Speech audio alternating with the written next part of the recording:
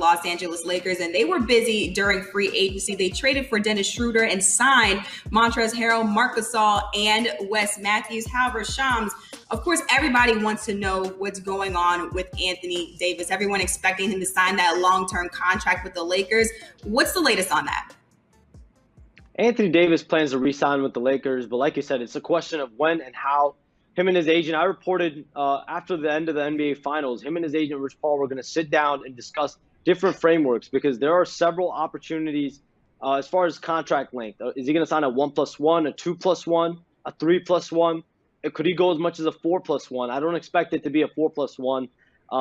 So I would expect anywhere from a 1+1 or a 2+1 for Anthony Davis, maybe even 3+1. So he's got to have those discussions. I expect it to be after Thanksgiving.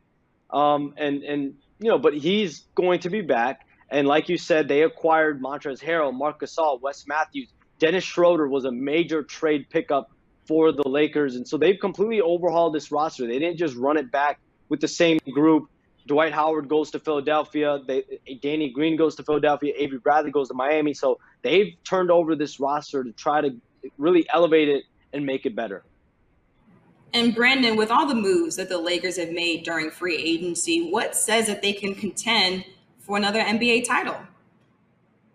Well, the two pieces that I focus on, Dennis Schroeder gives them sort of a combination of what they needed last year. They needed more punch off the bench. They needed somebody who could go create offense, easy offense that didn't rely on sort of LeBron being full-time ball handler, playmaker extraordinaire for everyone. So Dennis gives them somebody that could play starter minutes, but probably comes off the bench and really hits hard.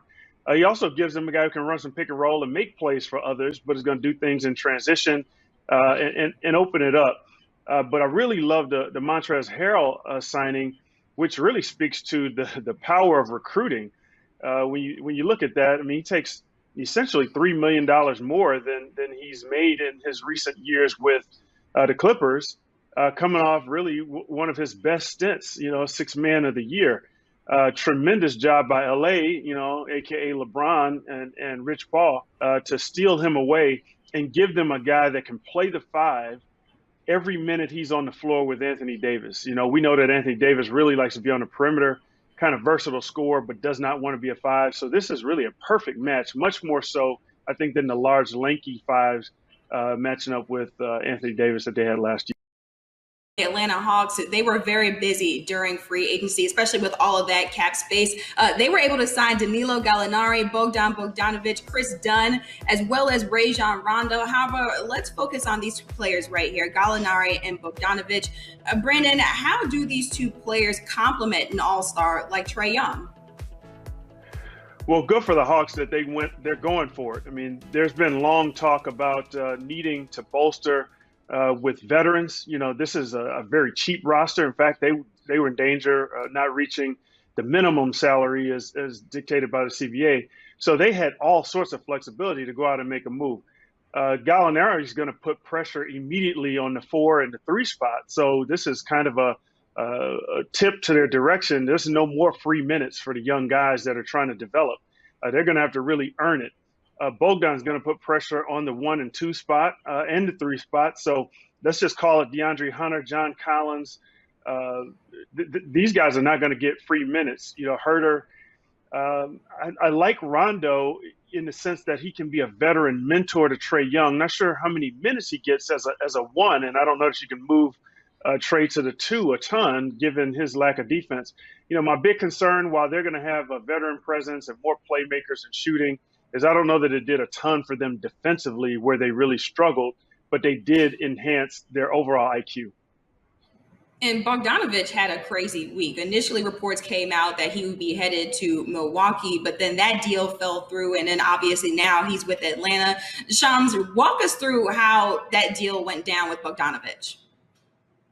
So like you said, the talk around the league was that Bogdan Bogdanovic would end up with the Milwaukee Bucks on a sign and trade, that he wanted to play in Milwaukee, wanted to play with Giannis Antetokounmpo, but that deal got out there, and there was a better deal out there elsewhere, and it became in Atlanta. And 4 years, $72 million trumps the offer that the Bucks discussed with him to potentially go there. And now it really allows him to go play in a different city, and it really is a tale of two different scenarios. In one, the Milwaukee scenario, he had a chance to potentially compete for a championship alongside a close friend of his in Giannis. And then now in Atlanta, he's going to get an opportunity to play a lot and play on a team that's trying to get to the playoffs, but is not quite anywhere near where Milwaukee is. So a few extra $1 million, but overall, Bogdanovich very likely would have ended up a buck, it seems, if it wasn't so known to everyone that was the plan 4 days outside of free agency.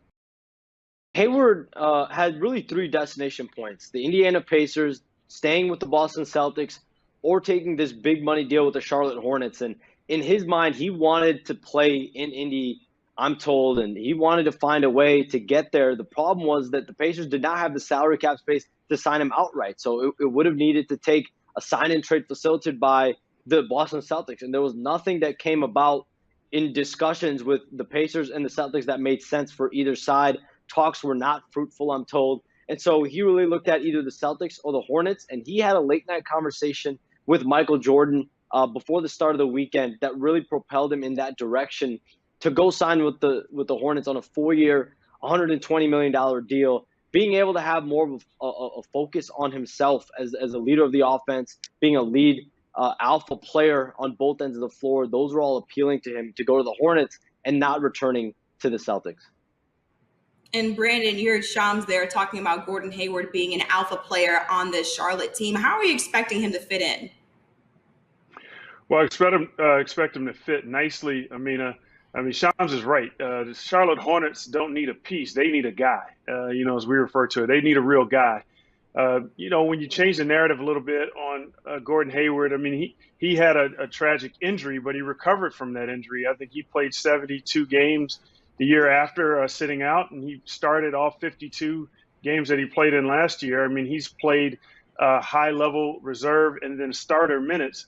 So this is not a case of a debilitated player. And I think when you get past those injuries, the question about whether he's worth the money really shouldn't be there. Now, the big deal is that in order to acquire him, they're discussing waiving Nick Batum. So that's sort of an additional $9 million that you could add to the salary in effect, and that gets pretty expensive. But this is a guy that comes into the league's worst offense. I mean, they just didn't score the ball well last year, and a guy that becomes sort of a primary option with some nice support players around him. So this is the start. They're going to have to get other players, namely a draft pick that they just picked up in LaMelo Ball, to elevate this entire team's play.